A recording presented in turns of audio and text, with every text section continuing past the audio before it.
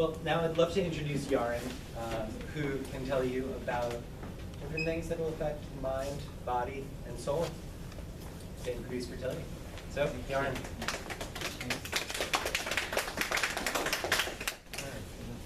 Hi, everybody. Thank you for coming. This kind of feel odd to me. Normally, I'd just like to go sit with you there, but I said, it's okay if I move aside, you'll see me here. But I want to thank Emily and Jeffrey and New Hope for inviting me.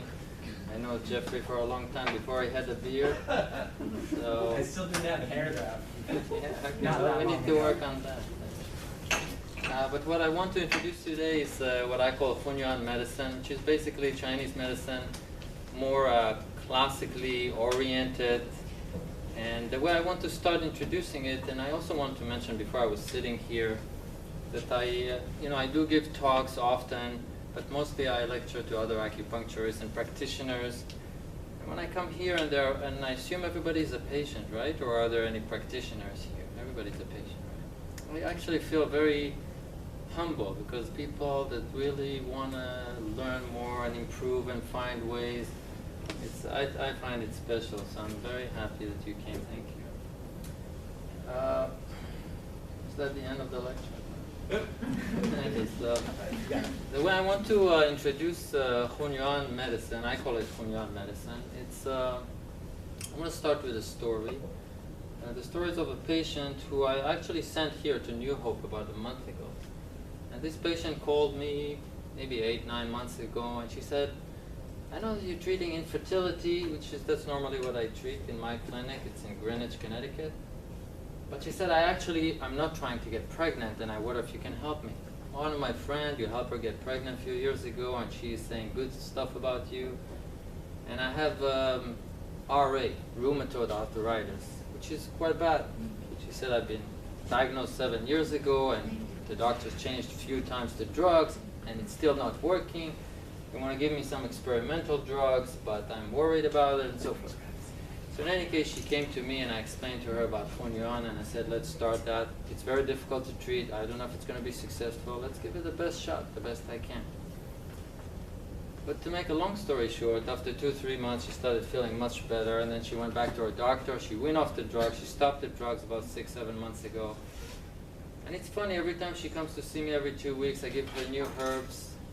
And she said, you know what, this week, this finger is a little bit sore. And at the beginning, the whole body was in a very bad shape. We kind of laugh about it. But about 2 months ago, she said, you know what? When I came here, I really had problem with RA, and I feel so much better. But we never thought to try to get pregnant because with the drugs for RA, you can't. And she says, since I've been off the drugs for 4 or 5 months, all of a sudden we started thinking. And my husband, her husband, has a vasectomy, so they can't really get pregnant like this unless they do IVF. And I told them, come here, this is a good place to come. The reason that I like New Hope is because they try to do more with less. Small stimulation or natural IVF, and for me, doing Chinese medicine, it's a very appealing kind of a strategy. And so the patient is here, and she's starting the process. And just yesterday, I talked to her, and she told me how happy she is. And so I wanted to share with you this whole story of Hunyuan is about like this. It's really not so much about saying this is my style, this is your style, you like this, I like that, as far as different Chinese medicine or Chinese medicine versus Western medicine. But it's really who can help. So I was hearing Jeffrey before, and also the other presenter with the genomes. I find it fascinating. It's like a lot of people trying to help the best that they can. And I was thinking, we have a short talk today. It's not really like a weekend seminar. But I was thinking, what can I talk about that will be useful? So when we finish the talk, you go home, you have some tips. So I want to divide my talk like this, to introduce the first half of it, the principle or the theory, how we do it, why we think fertility increases, how we can help IVF clinics. And it might be a little bit different than what you know. Meaning I know what people know normally, and that's what's available online, acupuncture for IVF, and that's the thing. But actually in Hunyuan medicine, it's kind of different. So I need to explain that, explain what I mean. I want to divide the talk like this. First, explain the principle, how I see fertility, how fertility increases. And then I'll tell you what I think you could do if you're trying to get pregnant, if you want to do IVF, like what other things you can do. Patients often ask me, what else can I do? But the answer is actually not necessarily acupuncture, even though that's maybe why you came here for. But I'll try to explain the best that I can, and we'll go from there. When I try to think about fertility in Chinese medicine, what we normally contemplate is really what does it mean or what does it take to create a new life. And I find, and I have a lot of experience with IVF, I'm just sidetracking for a second, part of my doctoral degree I spent 300 hours in an IVF clinic, and I've seen many IVF patients and not IVF patients trying to get pregnant, like fertility patients. I think that in the modern world, the concept of getting pregnant is oftentimes such that we think that if a sperm and an egg get together, this actually means pregnancy. And of course it is, part of it. Everybody knows that. But I always wondered for a long time, for many years I've been doing it for a long time, maybe 25 years, thinking how come many times the egg and the sperm get together, but yet there's no pregnancy? In other words, it doesn't take.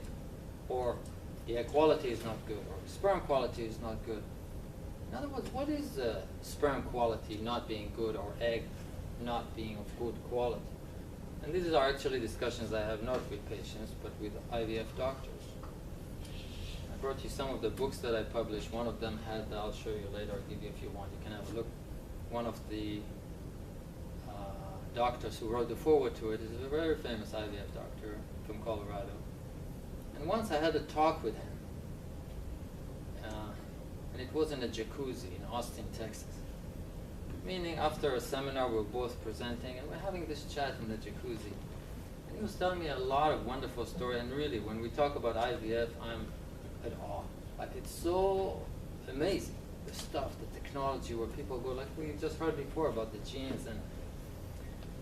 But I asked him a simple question. I said, look, if you look at an egg and the egg is alive, and let's say we were to put it on a table after a short period of time, it will not be alive anymore. There's no conditions there for it to live forever.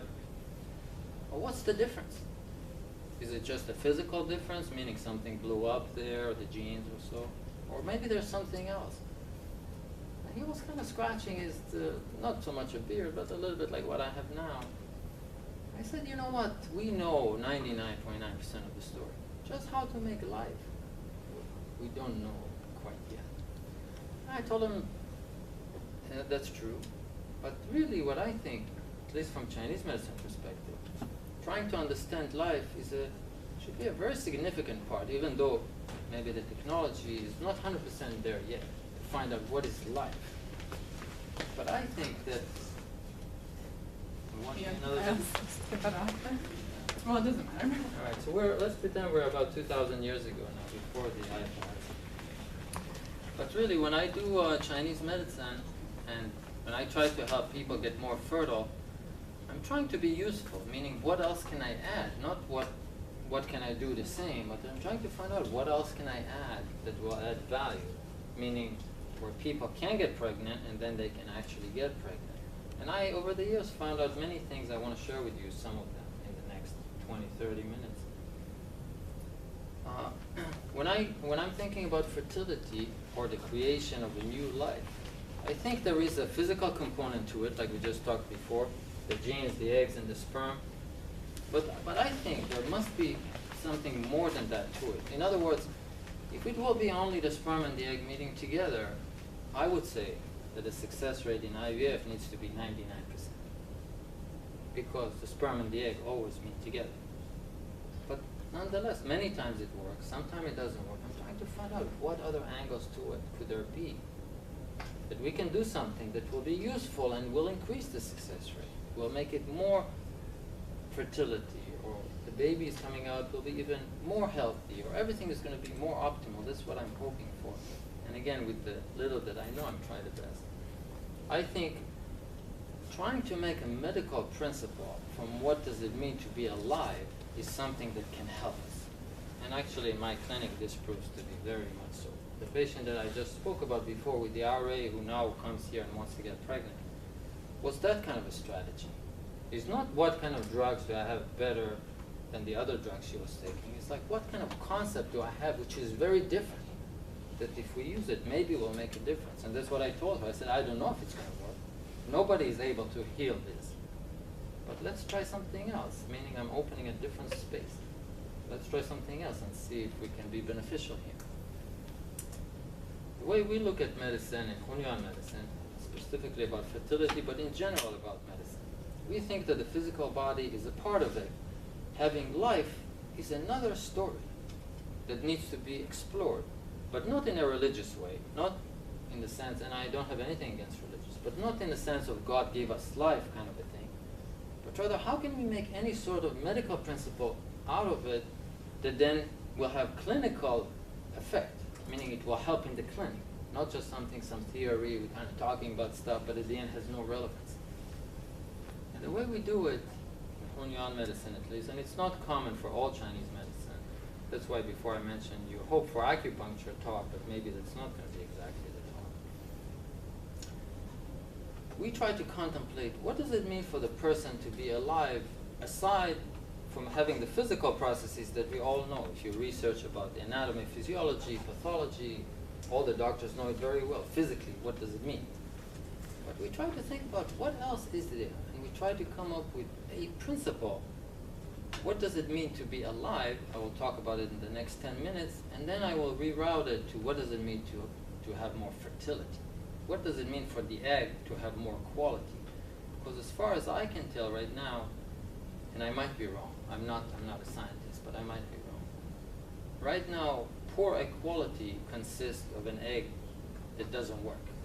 In other words, you try to fertilize, it doesn't fertilize. That's what poor means. But oftentimes, there's no physical definition. Like I can see it, this is poor. If you add this to it, it's not poor, meaning there's no fix. So oftentimes my patients say, look, I'm 40, and the doctor says it's poor egg quality. And poor is poor, that's it. But my experience in clinic showed that if we do certain things, and I will recommend some of them today here too, this poor egg quality oftentimes becomes not so poor, or less poor, or good. And this is really what everybody's after. Also in the IVF clinics, I think, from my experience, all the methodology around IVF is to optimize the situation. If it's with the hormones, if it's with suppression, if it's with steroids or otherwise, is to optimize the situation so it will be better. Will work better. I wonder how, I should do that all the time. But in any case, but I think, if we add an angle, and again, I'm just talking from my experience, when I use this kind of logic and methodology that come with it, the success rate is quite high. Like the patient I just mentioned before with the RA, that come and I'm actually very good prospect for her that she'll succeed here. Because she shows a very, very good turnaround to become healthier, stronger. And we want to talk about it next. What does it mean to be healthier, stronger? The way I start to make this principle, this Hunyuan principle, what does it interested in that area? But momentarily, I'm making a comparison between my body, which has a life to it, and possibly a body that has no life to it. Or in other words, a cadaver. When we look at a body that has no life to it, the situation that I describe it, the situation that the body exists in, is what we call constant unification. You see a line draws here, which is straight, and it means that the body is united with the earth or with heaven and earth today, tomorrow, 1,000 years from now. It's constant. It's always like this together. But when you look at me, which is a body that has a life to it, something else is happening, and we call this a cyclical motion, meaning a motion that repeats itself over and over again. That's why I draw a circle. And I call this a unification separation motion. So I'm drawing number 1 at the bottom and number 2 at the top. And it's just very simple. It basically means when I'm alive, I'm not in a constant unification like this all the time. But rather I go to sleep at night and it looks like I'm almost in unification state. I'm just lying down like this, not doing anything. But it's not exactly like the cadaver. The heart is still beating, I'm still breathing, dreaming a little bit. But if you talk to me, there's no response. You say, hey, you want a pizza? There's nothing. It's not like I'm saying, no, I don't want. Nothing. It's like unconscious. The time, for me, has no concept. In other words, I close my eyes at 10 o'clock at night, and after 1 second, it's 7 o'clock in the morning. Like, there's no concept of how much time has gone by. But when we're alive, something special happened, and we call this going into separation, meaning waking up. It basically means when I'm sleeping, I'm together with heaven and earth together. The heaven and earth has a certain cyclical motion to it, and I'm just with it together. This is called unification. But when I wake up, heaven and earth still has this cyclical pattern to it, but my heart starts to discharge some sort of an emotion or desire, and I feel an individual, and I want to start to separate from it. In other words, I'm not like the rock anymore. If you will tell me now you want a pizza, I will say I don't like pizza. All of a sudden it's a different situation. We call it a separation. That's why you guys, even though you want to go into unification and fall asleep right now, you're still awake and you look at me. This is called separation. Like you're over there, I'm over here. But think about it that way. I'm just pushing it a little bit further. Let's say, and I always use the same example for some reason I like it. Let's say you're far from home. You don't live in New York City where we're at. You live in a very far place in New Jersey. Which is just already great. But then you need to find a place to sleep. It's getting late right now. So you climb over a fence, you go to sleep. You don't realize that you climbed into the Central Park Zoo. Do they have a lion there? I don't think they have. But let's say a tiger or something. But the tiger is sleeping. And you just go on this floor and you sleep together. This is called going into a state of unification where me and nature become one. That's why we call it unification. There is no way for the tiger to want to eat me. There is no way for me to be scared either. I don't even know that the tiger is there 3 feet away. It's dark. I can't see anything. This is a state of unification. But when the sun comes out, and then I start seeing the tiger, he sees me. He looks at me. I look to him like breakfast.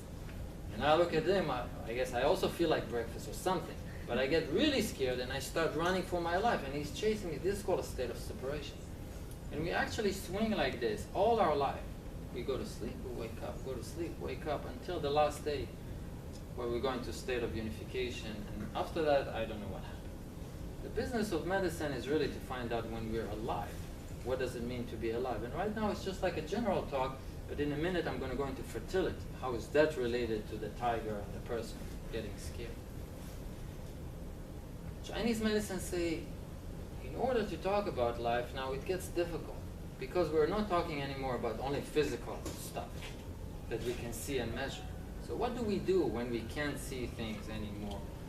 Chinese medicine, and that is a very old method for thousands of years, they say the human being has an ability to contemplate in the heart certain things and come to realization, which is different than the modern scientific method, meaning you can't really contemplate. I mean, you can, but you have then to scientifically, objectively prove it. You can't just say, I think that. And this is a shortcoming of Chinese medicine too. You think, maybe you think wrong.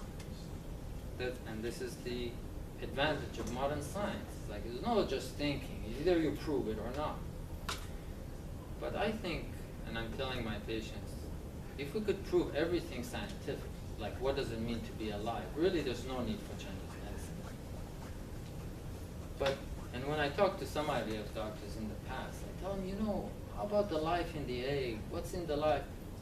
Maybe, you know, down the road we'll find out. I remember one doctor I was talking to, I said, well, maybe in 50 years we'll find out what is happening in the embryo that is alive. And he said, maybe in 10 years. Like he said, we're going really fast and we know where we're going. Everybody wants to find this secret. The only thing I'm telling my patient is, sometimes we don't have 20 years. Like if I'm 40 and I'm trying to get pregnant, I don't have 20 years, or 30 or 50. I'm trying to find out my best right now. How can I get this work better? And this is where I'm coming from. But in order to find out certain things, like I start talking about unification, separation, we also need another measure than just seeing it or measuring it with the eyes, and we call it contemplating it. Try the best that we can not to lose or not to be wrong as much as possible in order to get clinical efficacy.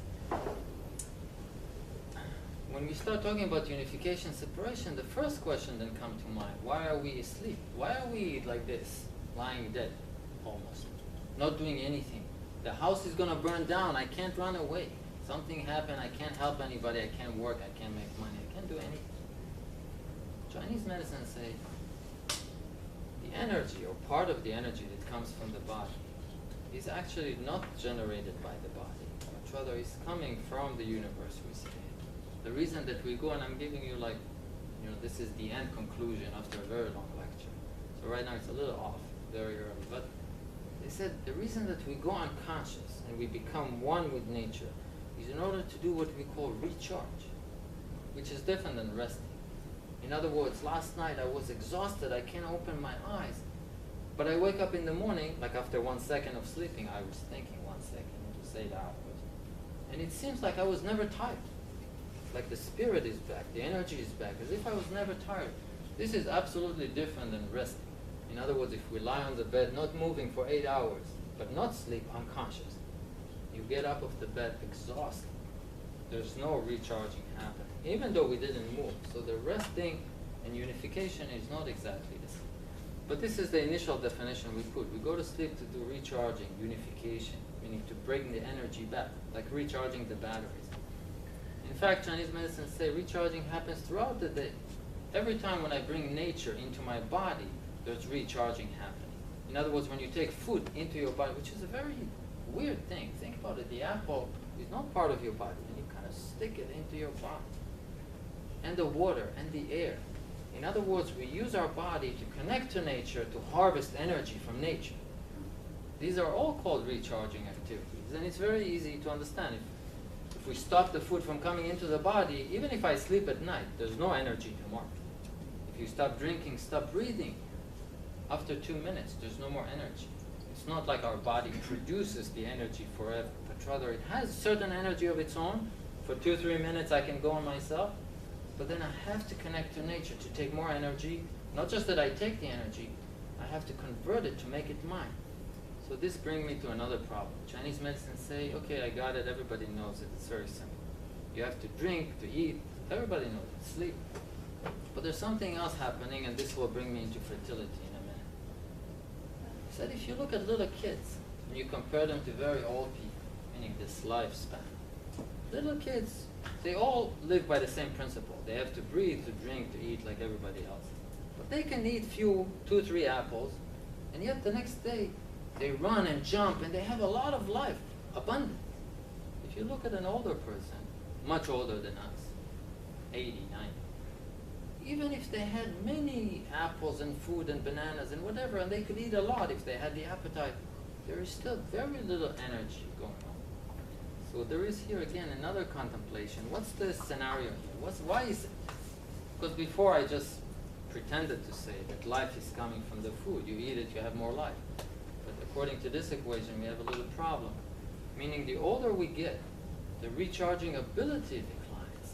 In other words, I can put more calories into the body, or whatever you want to call it, but it does not convert to become mine. Let's think about it that way. When I eat a food, apple, let's say, or orange, I break it, I digest it, we take some vitamins and minerals from it. In Chinese medicine, we say we take the life out of it. Most of the material goes in the bathroom very shortly thereafter. It's not being really incorporated into my body, otherwise I will never go to the bathroom. Most of it is being expelled. But some of the energy and some materials like chemicals and minerals and vitamins going to my body, being incorporated into mine. And when you look at me, you can't tell what I just ate before. And I did eat something, not here, somewhere outside, and I guarantee you can't tell. In other words, the energy that I harvest from it is being converted to become mine. And you call it your life. So in other words, if we take food, and you have a cadaver, and you put the food into the cadaver, and you pump the heart artificially, and you inject hormones into the blood, and do whatever you want, this cadaver cannot come back up, because it cannot take the energy and make it its own. Meaning what we call unification or recharging is already finished. And this is the difference between a child and when we grow older and older and older, until we are very old, that the recharging becomes impossible, I can't take the energy and make it my own anymore. Now, we are going into more fertility. That's why we're here today. I'm not talking, but where's the, come down to business. We want to try to get pregnant. When we talk about fertility or life, how to create a new life, this is how I understand, and I share it with my students, share it with my patients here today. I want to share it with you. As much as I can understand, when a woman, and now specifically I talk about the woman and ovulation and eggs and egg quality, but of course male sperm quality is an issue of separate kind. When a woman gets stronger, and this is, in Chinese medicine we say, why would we ovulate? Why would a woman ovulate every 28, 29, 30 days? Why not every 2 weeks? Why not every 7 weeks? If a woman is healthy, why is it in that time span that when I look in the heaven it looks like a moon cycle? Now we don't really know why, and this is again one of these guesses in Chinese medicine who say the woman conforms to the moon. This is from like 2,500 years ago in Chinese medicine classics, and the man conforms to the sun. That's why each one behave in a different pattern. Because 2,000 years ago they saw the period also coming every month, not every 7 months, not every 1 week. So they made this, but is it real or not? I don't know either. Like, is it really the moon? Where is the plug? Like, where is the wire? We can't tell. But I do think when I contemplate the issue, why would a woman not ovulate every day? Well, like a man can ejaculate every day. Why isn't a woman ejaculate when she wants? And I think there is a process where the body needs to get stronger and stronger and stronger until there's an optimal time when something happened, and we call it, see if I can get this back. No, yes, no. Do you want to spend $3? Okay. We call it when a woman gets stronger and stronger, her recharging gets the strongest. She does what we call a split. In other words, what we call an ovulation or discharge of an egg from an ovary has the material, has the gene, has the chromosome, whatever we want to call it. But I think, and this is from my talks with many IVF doctors in the past, when I asked them, before I mentioned it, what's the difference between an egg that is alive and after a second if it's not alive? What's the difference? And the answer is forever, well, we don't know yet what's the difference, but we know it's different because then it doesn't work after that. I think that when a woman gets the strongest and she ovulates, what goes with the egg, aside from the physicality of it, is a piece. Right now there's no words for it, so I invent the words, and I call this what we call a pivot. What? A pivot. You know, like a door pivot? The door has a pivot. The reason I use this word has a reason, but it comes from an ancient Chinese medicine classics called the divine pivot that talks about where is life coming from. But it basically means kind of energy or quality that allows to create a new life. In other words, I think, but I might be wrong, there are many people here that know better than me as far as Western medicine is concerned, but I think if we take a cell or a tissue from the ear and put a sperm in it, there's probably not going to be a baby coming out. If I take some tissue from here and stick a sperm in it, and I'm asking myself, and by the way, one of the IVF doctors I asked this, he said, well, actually, maybe in 10 years we will be able to do it. So I don't know, maybe I'm wrong, but so far it's not possible, but it might be possible. But I think the old-fashioned way is always the best way. But I think that the reason that the egg is so special, it is a tissue. It's just a regular tissue. But why isn't it regular? It's because it separates from the mother a piece of this energy. Right here we call it a pivot. The ability to merge with a sperm that is also a special kind of a material that has a pivot in it. Of course, there's many material parts to it that needs to happen, if it's the genes splitting so they can merge with the sperm and so forth. But I'm not talking about the physicality of it. I'm talking about this thing we need to contemplate in our heart. What's the difference if the egg is here alive and after 1 second it's not alive, and there's absolutely no physical evidence of anything change except that we know it's not working? I think there is something maybe, and I hope maybe I'm wrong, I don't know, I'm just guessing it here. Maybe there's something we can't measure yet. Let's say, if we want to be scientific, let's call it alpha rays. You know, like some scientists, I'm just making it up, it's not real. Something, some energy which is not the physicality of it, but in Chinese medicine we think the stronger the mother, when she does a split, the more of it is in the egg. We say there's more pivot. So if you just look at the population, women that are 20, 30, 40, and 50, all doctors know, everybody knows, it doesn't matter what medicine you practice, they say the fertility decrease, the egg quality decrease, and it actually matches exactly what I said before, the difference between a little kid and an old person. The recharging ability declines with the years. That's why we start to look older, we get sicker and so forth, and have less energy. And also when we split the egg, there is less energy in the egg. So many times patients come to me, and when they talk about eggs, it seems as if it's a foreign object to the body. Like my egg is this, my egg is that. But actually the egg is part of the body. The body is making the eggs, and it can make them better or make them not better. And here, I'm already start to float away from Western medicine. Western medicine today say if you're poor egg quality, it's poor, as far as I know. And I agree. If your egg quality is poor, it's poor. But what can we do about it? This is where the twist. And I think if we find a method that we get the person, or the mother in this case, strong, so her recharging gets stronger, when she does a split, all of a sudden the egg is less poor or better. So if you ask me, I mean, you probably don't know the statistics, but there are many, many patients that came through my clinic who are pregnant today, and many of whom, if not the majority, were told they can't. Their quality is poor, it didn't work, they had poor responders, and all these things. So it's not that I know better, it's just I'm trying like a different strategy. How? Try to get the person stronger in order for them, when they ovulate, to make better eggs. And my experience says that it is possible. The very same way I started with this RA patients, that everybody told her, it's not possible for you to get not to get pregnant, to get better. And not only is she better, now she's trying to get pregnant, and if I were here a couple of months later, hopefully I would tell you she did. But she is definitely now in a very good place to start.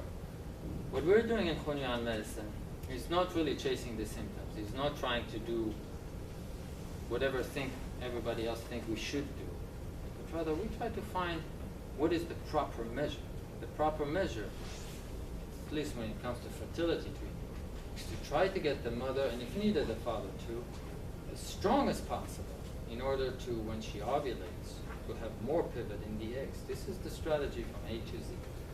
How to do it, the technicalities of it, what we call unification formulas, and so forth is obviously beyond the scope here of this talk. But I just introduce how do we look at it. Now, we mentioned... May I ask you a question? Let me just finish it, Yeah, then I'll please, give time please, for please, questions. please. But I will give you in a minute. I have you on my radar for a question. So I just want to share with you, I'm putting in, do we see it here? Not anymore? Where is my tech support? In any case. How do I get it back on the... So you obviously see someone who's technologically primitive, like myself. Okay. Oh, I have to go.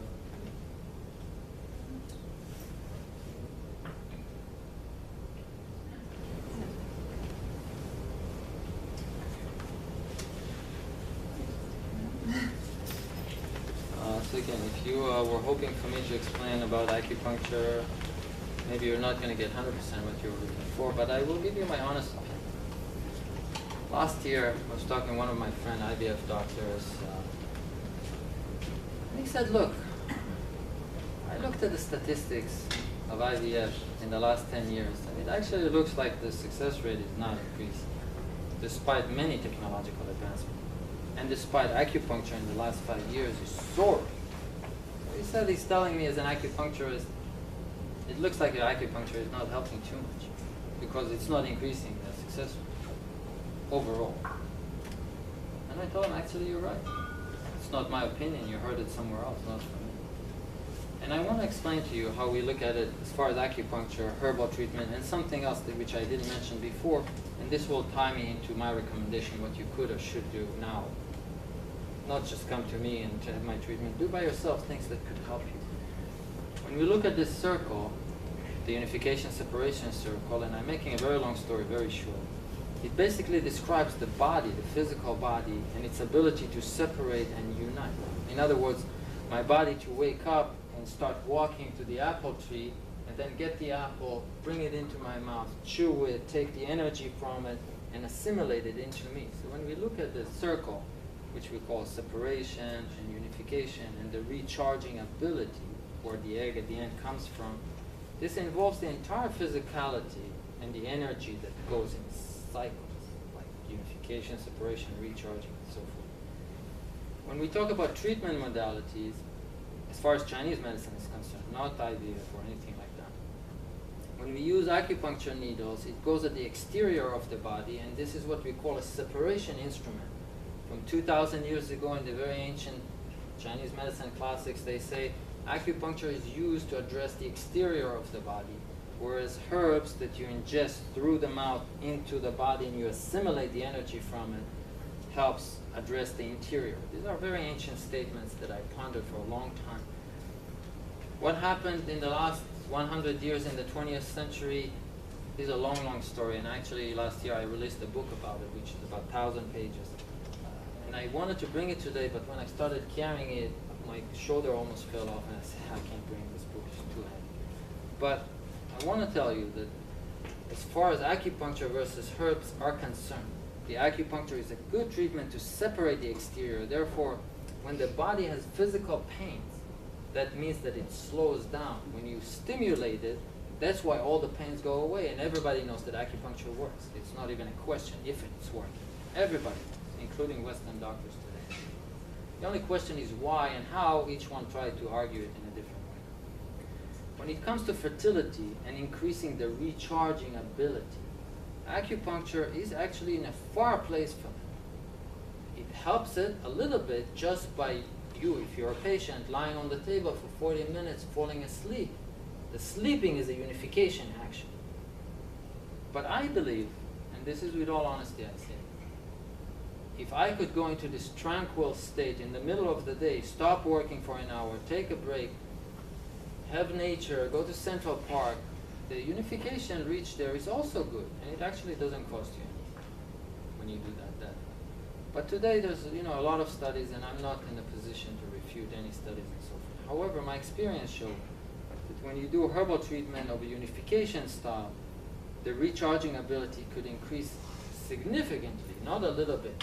Like when we're talking about this RA patient, it's not that she got a little better. She got so much better that actually no other conventional treatment could get even close. It's not a little better. There's so many patients that I have who got pregnant, it's not because a little better, it's because they got a lot of more of this recharging happening. This is, again, I'm just showing you my experience. I hope you don't think I'm just an arrogant. There is another department here, and I also just want to mention that it's not really acupuncture versus herbs, because there are also many herbs that after you ingest, they create separation, they make you sweat. Coffee, for example, is a stimulant. If you drink it a little bit, and I drink coffee every day, I actually think it's no problem for fertility. If you drink a gallon of coffee every day until you start shaking, it is a problem because it creates a lot of separation. Many people mistake separation for having more energy. Having more energy means when you go to sleep, you get more energy. Tomorrow there's much more energy. This is called having more energy. When I stimulate the body into separation, every time there's a place for that. But if we overdo it and we mistake it for having more energy, actually what it does, it decreases the bottom. It makes my recharging ability weaker. That's why if I drink a gallon of coffee every day for a year or two and I develop this addiction, for example, or any other stimulants, when I stop drinking it, I feel exhausted all the time. It didn't increase my energy. Just when I drink it, it stimulates me into separation, but that's not the same as increasing my ability. If you do something else that increases the unification, even if you stop it, if you don't do it, you go tomorrow and you see you feel less tired. It's not from that activity that you have energy, but like you say, go to sleep. You get to sleep, which is a state where you don't move, you don't do anything, but you wake up in the morning, there's more energy. This is called recharging versus separation. And many people mistake separation for having more energy, but actually it makes us weaker. It doesn't make more energy. I just want to mention one more thing before I go into some tips, what you could or should do before you run away shouting, I hate it. I just want to give you some tips. There is another department which I didn't mention at all, and this is what we call the fire inner circle. Does it look like we have a lot of circles here already? Yeah, let's make it. By the way, when we say Hunyuan medicine, in English we call it the circle medicine. We always talk circles. What does it mean? So that's why. There is another department which I didn't mention before, and it's actually very relevant if you don't want to do Chinese medicine, things that you could do to help IVF succeed, like we said, to increase egg quality without doing any Chinese medicine. This is what we call the fire inner circle, or what we call the heart discharging emotion.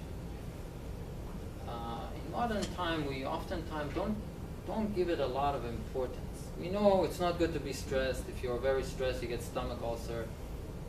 But really, everybody, the lifestyle is very fast-paced, especially if we talk about big cities like New York, but any other big cities. It's very fast-paced all the time, and the demands are very high.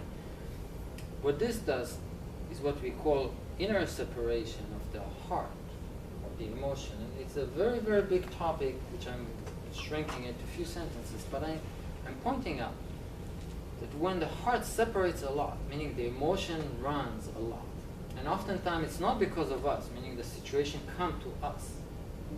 Things happen, accidents, the bank is coming after me, want to take my apartment, or whatever.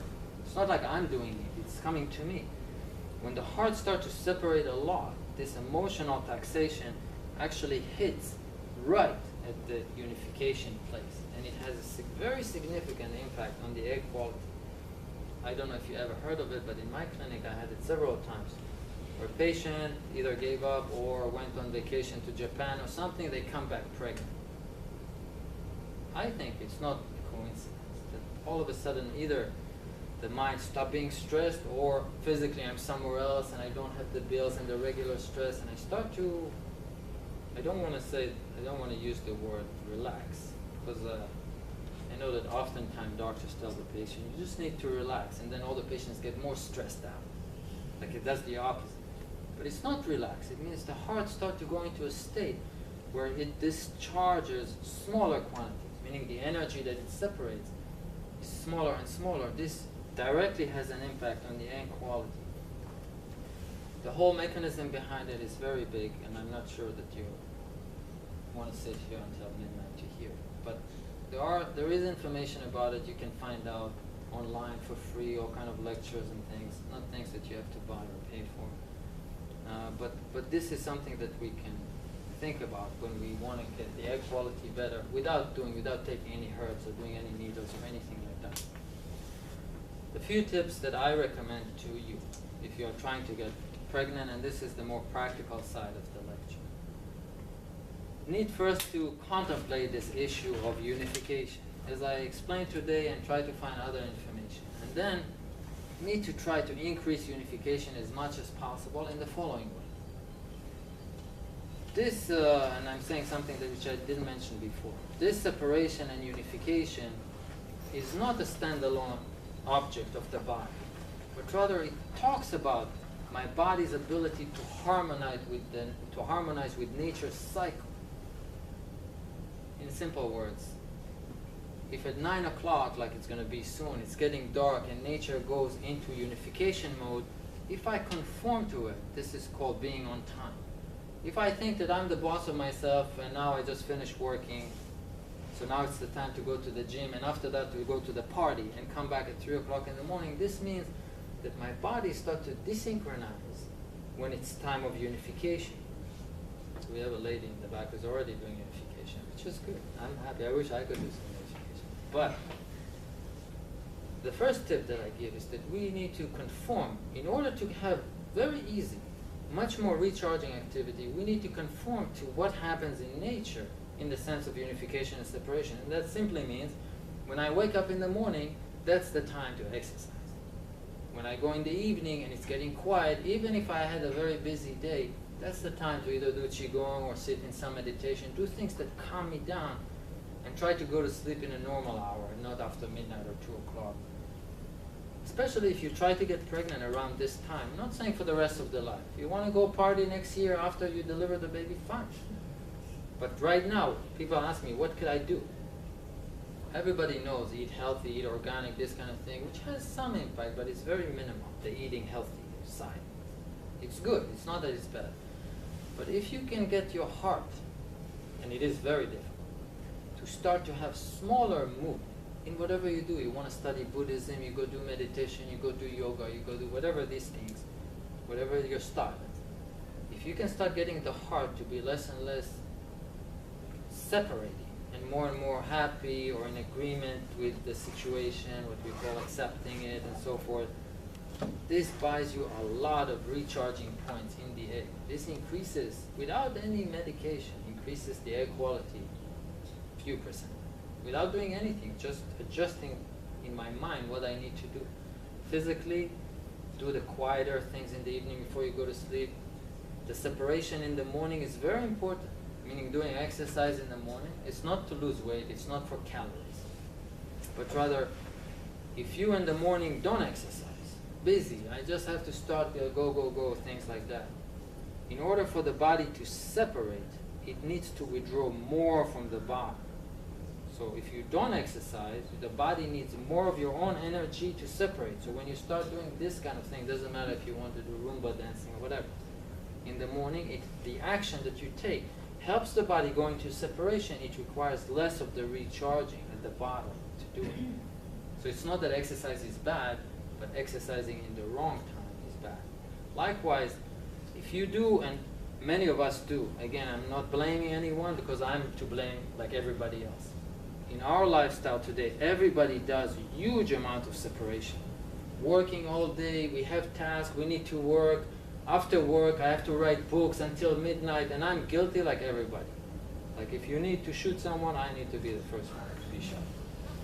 But the reality is, the more we do it, we have to separate. It's good to separate. It's good to be alive. It's good to wake up to talk to people. It's good, especially if we do good things, not hurt other people, but if we help them, it's very good. But when we start to overdo it, the bottom has to get weak. The more we do it, the more the bottom gets weak. So if you ask me, what could I do? And many times I have patients say, well, it sounds really, really nice, but I have a mortgage like this, and my job is 17 hours a day. I don't want to point the finger at Wall Street, but many of them in the financial district, but otherwise wherever. And I tell them, look, it's not that we have to quit our jobs, and the boss don't care about unification or separation. You need to deliver this, and that's it. But I say, look, if you have any option in the middle of the day, if you have an office, you close the door, 10 minutes, you take a power nap. Not on the iPhone, this. Power nap, you try to do unification. Don't think about work. They say, but I'm losing time. I say, no. When you do separation and the bottom start to get weak, your mind start to get a little scattered. You need more effort to accomplish it. You do 10 minutes unification, all of a sudden you're sharp. In less time, you accomplish more. And it's actually, you're not losing time. So this is for my busy patients who go work really hard. 2 or 3 power naps in the chair. So I have some patients, you know, the higher in the position, they can allow themselves. I had one CEO of a big company once. I said, no problem, I put a bed. But I guess if you're in the lower hierarchy, you can't really put a bed in your office. It depends where you are. But if you could do it sitting or whatever, not go out, not start walking in nature, which is separation. You just shut down and you close everything, 10 minutes power nap, 2 or 3 times a day. If you do it for a month or 2, you got few more percent pivot in the air without doing anything. Like it's not like you had to pay anybody or eat anything or anything. This pays back big time. If you can do the hard thing, which is very difficult, and if I were to talk about it, will require a long time, but the reason that my heart behaves in a certain way starts from since I'm a baby. It cultivates for many, many years throughout my life, why I would react. So let's say, if you were to tell me, look, your lecture, I hate it. And there will be another person exactly like me, and you would tell him the same. We will both react differently. I might get upset for many, many days, for months. Remember this lady? She said my lecture, whatever. This other guy, after a few minutes, I'm sorry, I tried my best. He forgot. Why do people, I mean, the stimulant is exactly the same. Why do two people react very different with the amount of energy they spend? This is what we call Shinfa in Hunyuan medicine. Shinfa in Chinese means the heart method. Why is the heart behaving like this? Where is it coming from? What can we do about it? And so forth and so forth. There's like a whole science behind it. But whatever way you can find, which is even not my way, whatever way you can find that can make the heart in peace, this buys you a few percent of pivot. All these things are things not to do with take my herbs. It's like things to do at home. When to exercise, when to go to sleep, how to have the heart a little bit more happy. So when patients come to me and they said, look, we did IVFs and, you know, with all the tests and everything, the first question that I ask to find out if the husband needs treatment, I ask him, not the wife. I said, well, how is the libido? Because that shows the heart fire, which will translate how much male pivot goes in the sperm. We didn't talk about it today at all. And they said, look, we've been married for 10 years or 15 years, and we've been trying to get pregnant for a long time, and you can't be very motivated at that. The first thing that I tell them, what you have to do, as much as possible, and this is another tip that I give you if you're doing it with a partner, you have to feel like you just met. Just yesterday, I had another couple. He said the husband just couldn't get it. And I said, look, your wife, when you go out of the office, she goes around the block this way. You go around the block that way. And then you meet over there for the first time. That's how it used to be, because then the heart starts to develop a certain kind of fire. This is another tip that I think many couples could do. And it's very difficult when you do, in modern day, try to get pregnant. I remember a long time ago, I was telling an older lady, not my patient, just an old lady, she was in her 80s. I said, she asked me, what do you do, young man? And I said, well, I help couples get pregnant. She said, what's the problem with getting pregnant? You drink 2 glasses of wine, you get pregnant.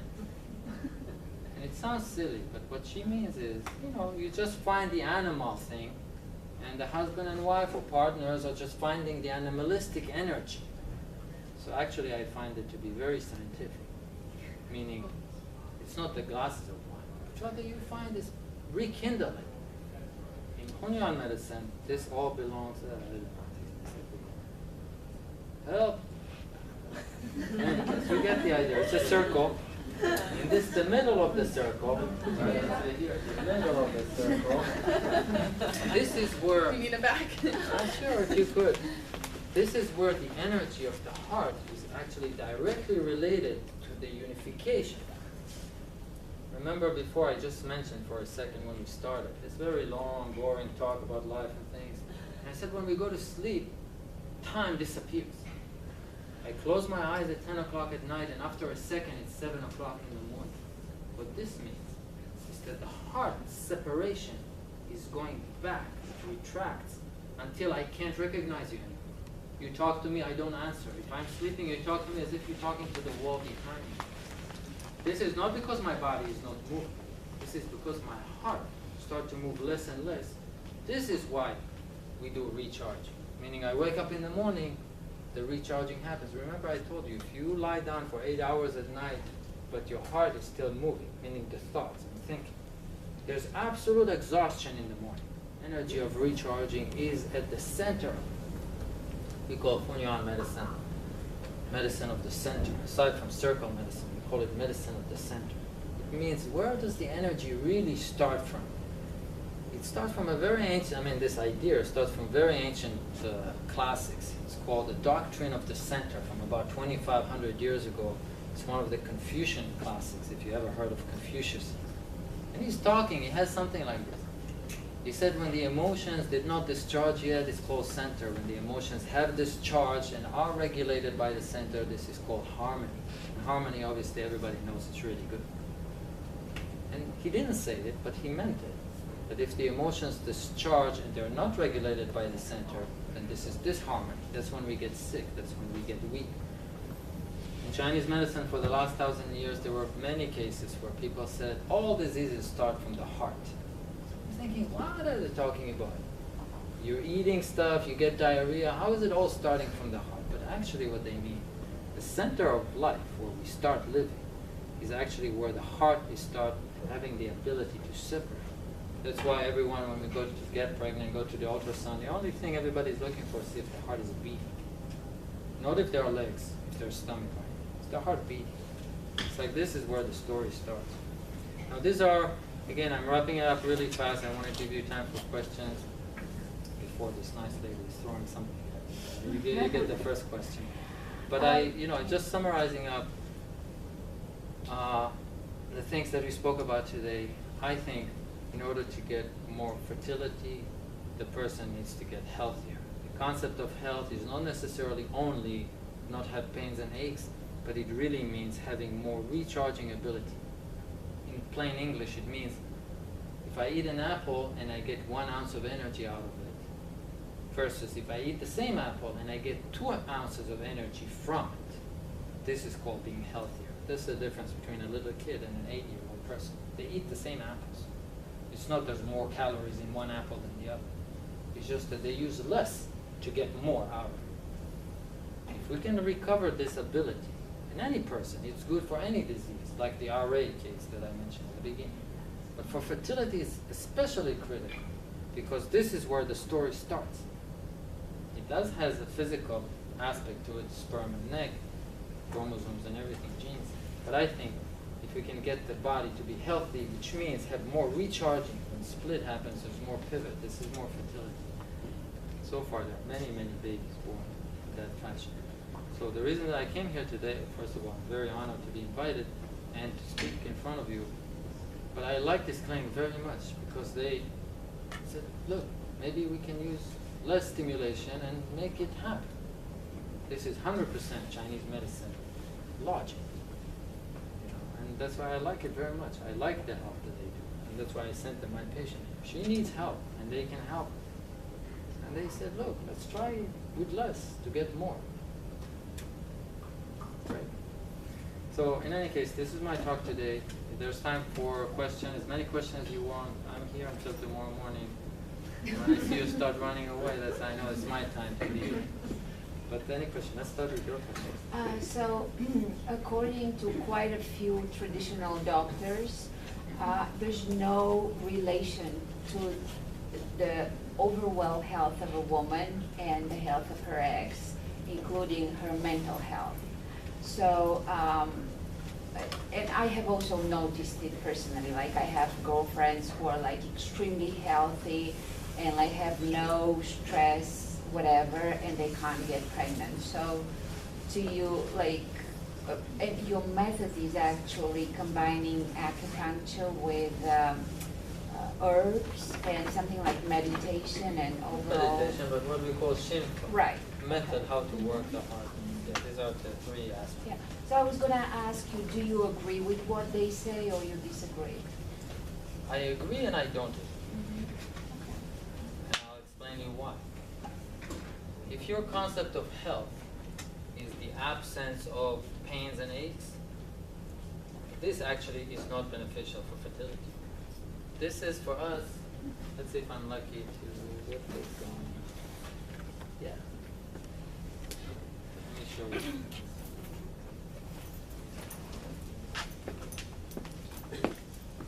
There are 2 aspects for what you were just asking about getting healthy.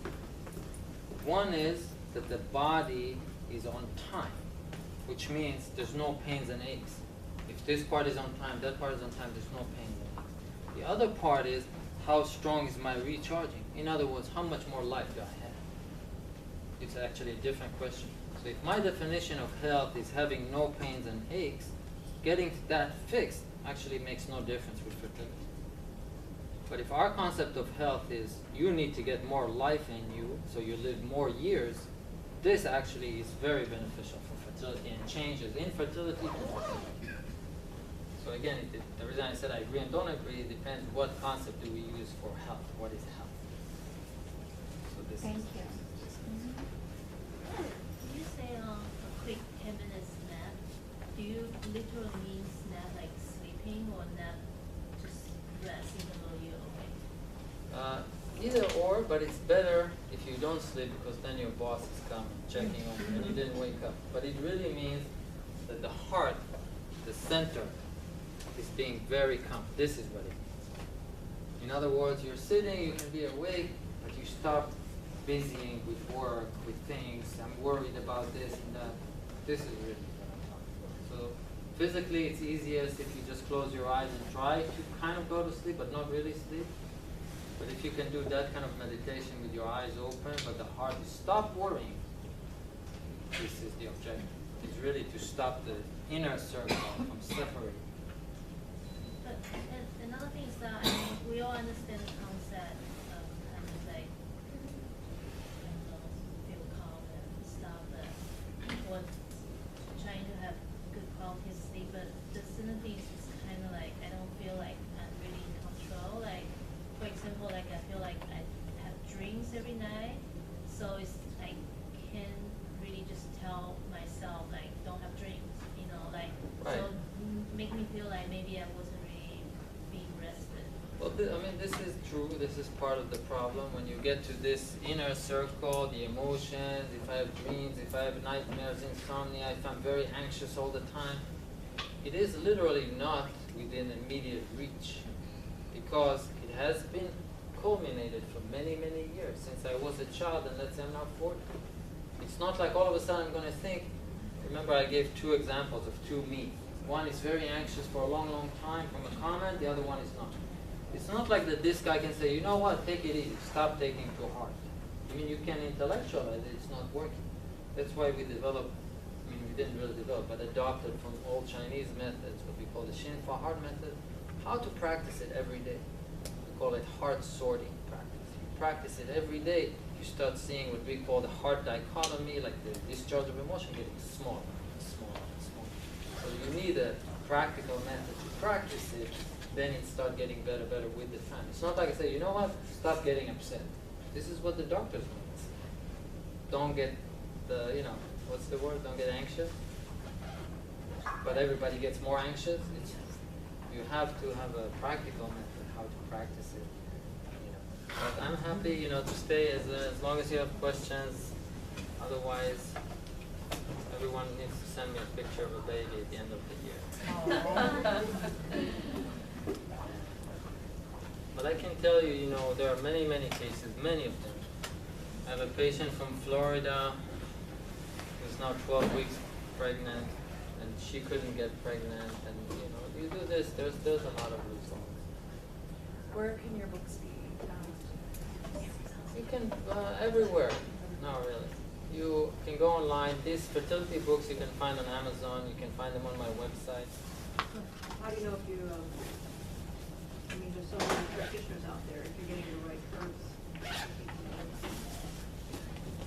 I think having knowledge is powerful. The more you know, the better. So again, everybody's teaching whatever they want. There's many different styles. But I think, you know, when patients come to me the first time, the initial evaluation typically is 2 hours or longer. The evaluation is 10 minutes. Then there's an hour, 15 minutes lecture. I think this, why I think it, and I try to teach them. At the end, they go home. I said, if it resonates with you, that's what you think. It feels right.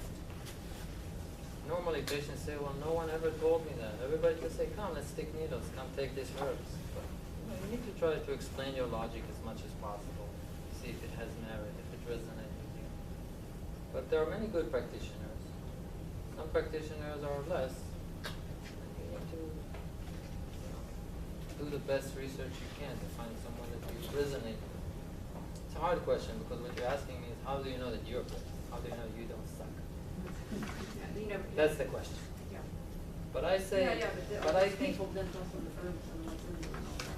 Yeah, well, I explained briefly before that herbs are not necessarily good for you because if the herbs create separation, they make you weaker, even though they're natural.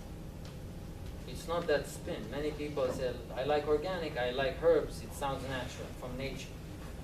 But actually, and I'll give you maybe a different talk here for a minute, the difference between food and medicine in general, herbs or not herbs or drugs, is that when you take food into the body, it doesn't alter the body's activity.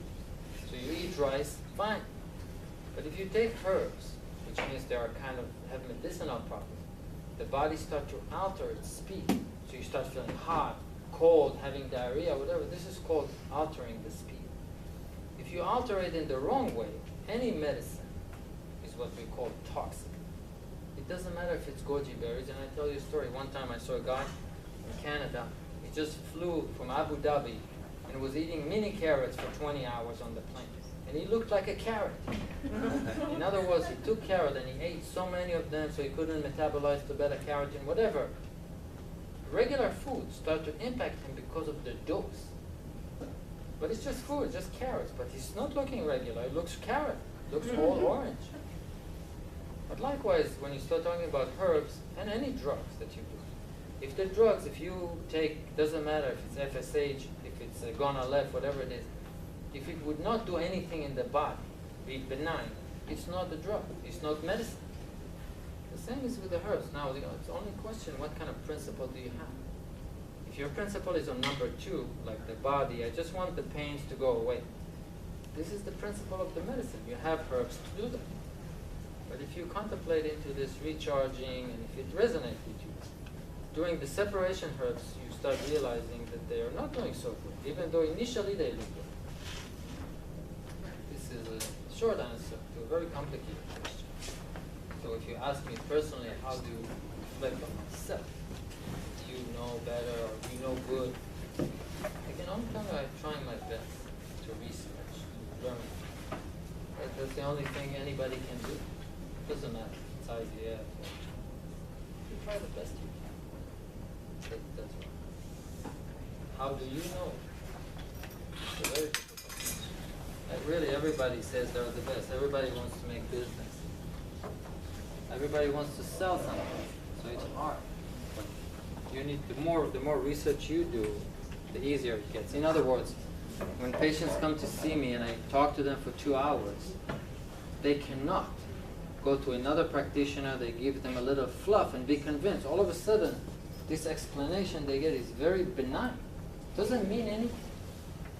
So why? It's not because I'm so smart. You need to try to convince with sincerity how much logic is there. Then you can start to comparing when you get another explanation that is not. Does that make sense?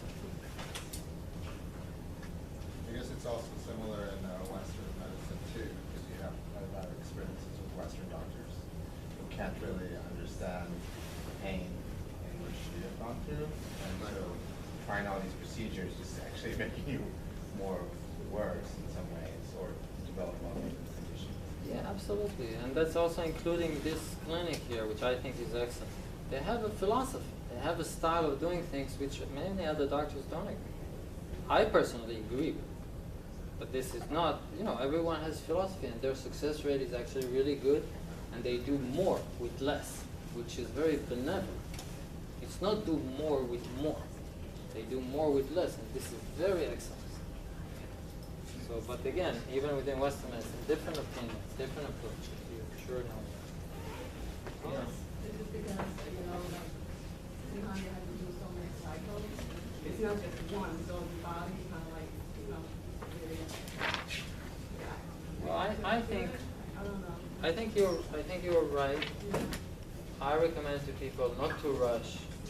So even if you do multiple cycles, do a cycle, and then take a break, let the body recharge, then maybe do another. Don't rush, because then you get more and more tired. This is a common sense approach to get prepared, get stronger, then you can do another cycle if you want. So you have to take a break. This is my approach. Yeah, you need to let the body recover. That makes sense, but you can't give treatment without any medicine or any treatment. So I can take some acupuncture, but I never done herb because my acupuncture, she gave me powder once. I'm not offended that you're leaving. So So. no, I'm saying I'm not. Yeah. So. Well, the problem with the powdered herbs, I mean, I don't use them so much. The problem is that if you do herbal medicine right, you have to be able to modify it all the time. Patient call me, email me every day, and I tell them, take this one herb out. And when it's powdered, you have to throw everything to the garbage. When it's mixed together, that's it. But if you have raw herbs, then every time when something happens and you're a little bit off, patient tell me, look, I start feeling a little warm. No problem, this one out. For example, they said, well, I don't know which this one. I tell them, put it on a paper, separate them, write numbers, take a picture, number 3. Everybody, like, because I have a lot of long distance patients from around the world, not just local patients. And I said, take this out. And then the next day, not warm anymore. So if you do herbal medicine properly, you have to monitor it all the time. The patient only feels like she's always healthy. It's not bumpy. If you don't do herbal medicine right, sometimes it feels good, sometimes it starts being rough. Like you get the period, start being painful. It's not as good as it could have been. I mean, it's economical, it's good for other things, but not for medicine. Medicine, you need to be on top of it. You look at Western medicine, they're on top of it. You do IVF, it's not like casual, come back next month, let's see. They're on top of it all the time. You can't go over there.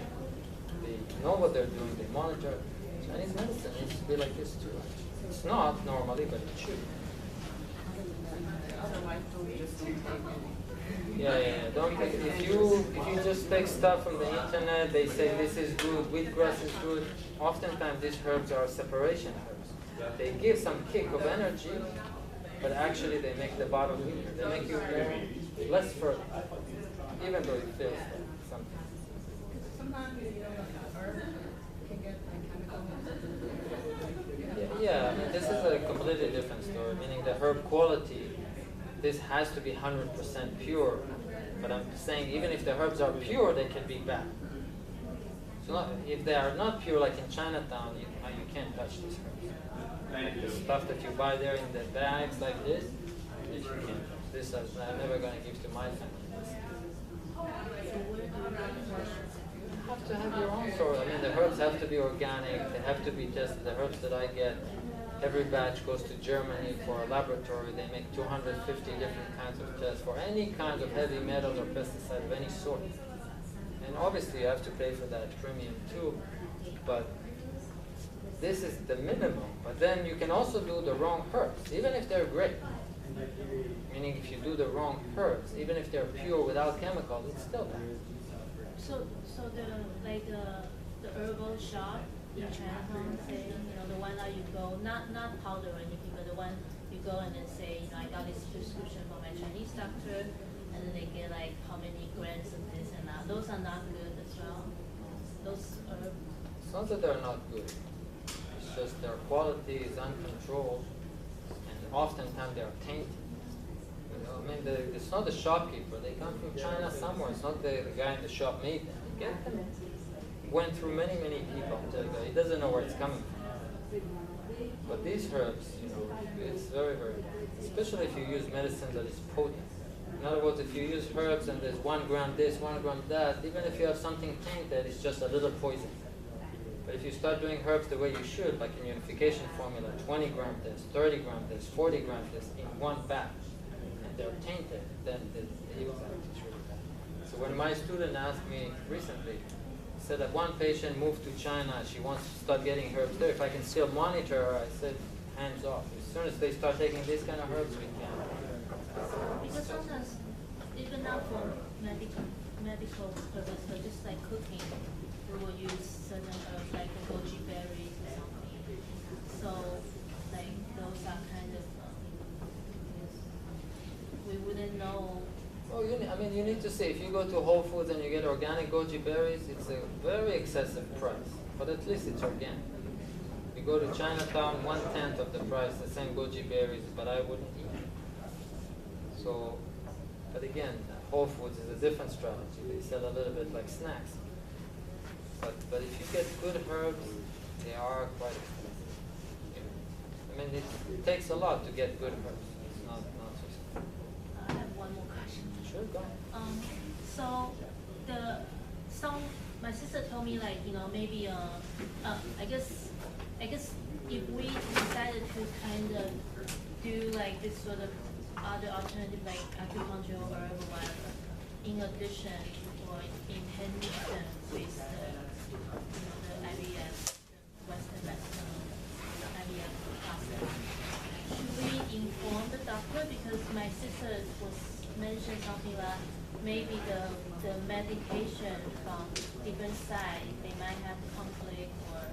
Well, the truth is that there is no much conflict. Some doctors that I work with are absolutely fine with me doing the herbs with the IVF with drugs. Other doctors are very worried about it, so it's not unanimous. Some agree, some disagree. What I do give a precaution is that if you do herbs 3 days before the retrieval, you have to stop them, not to increase risk of bleeding for retrieval. That's really one precaution is good. But other than that, the way the herbs work in increasing the unification, I never saw any negative impact. I never saw poor results. Everyone that did herbs with the IVF together got better response than before, that they did it without the herbs. So it cannot be that the herbs may be interacting in a negative way when the results are always better. More fertilization, more success, and so forth. But again, this is with unification style herbs. If you can do separation herbs, that is very common today too, I can't say it's the same. Then better off without this stuff, without herbs. So there's nothing like, maybe you wanted to do this treatment first as a preparation, like prepping the body, and then you do IVF so they're not kind of at the same time. It might affect each other. This sometimes happens, and the doctors really don't want to do anything with the herbs. The patient will do first herbs for 1, 2, or 3 months, and then stop the herbs and do it. This happens a lot, which is a good option. Well, if you get the recharging stronger, you're actually becoming younger. It's not like you're running out of time, you're actually buying time. It's not the same. If you just wait for a few months, and then do IVF, this is really running out of time because you're not doing anything to get stronger, you're just waiting a few months. Then the doctors are right, you're running out of time, you're not doing anything different, it's just getting smaller, the recharging. But if you can do something that increases the recharging just for a certain period of time, not for years, it actually you're not running out of time. And this is my experience. Many patients I had, they didn't respond to IVF, poor responders, didn't fertilize, not the good case. And they take herbs for 6 months, let's say, and they didn't get pregnant. Then they do another IVF, and all of a sudden they get pregnant. Or they get more eggs and fertilize. It's always like this. It's not sometimes, it's always. But not always do they get pregnant, but always the results are better than 6 months ago. So how can you say I'm running out of time when you are 6 months older and you do better? Because the doctor say after you're 41 it's even less. And then like I heard of people saying 3 months. That's not correct, because I've seen many patients, and some doctors, not everyone, say when you're 31, for 39 it's worse. 41. When you're 40, no. If you're 38, sometimes they say when you're 39 it's worse. If you're 39, when 40, meaning the next point is worse. It's not 41. If you're 41, then when you're 42 it's going to be worse. Actually, that's how it works. Wow, herb is always better than acupuncture, or is it just like complement each other? Well, acupuncture is also a good question. Acupuncture is actually beneficial when you do drugs with the IVF. It helps separate the congestion that the IVF drugs do. So acupuncture is beneficial for IVF, but it's not beneficial for increasing the unification. It just undoes the side effects. It doesn't matter the egg quality, but it increases the body, the health of the body, from not having congestion with the stimulation. So there is benefit, but it's not the egg quality. Herb is more important. For egg quality. All acupuncture separation? Or is there any acupuncture that's... No, there's some acupuncture that is not beyond the scope here. But the regular acupuncture that we do today is separation. If there is acupuncture that can connect the center, we also call it unification acupuncture. But generally it's not what is done. Normally it's stimulating, trying to move the blood into the uterus. This is also separation stuff. In other words, if you do acupuncture and you go into a state of meditation, you think you're in the Himalayas, that maybe is a little different. Like unification, you start seeing Does that shit. undo the separation?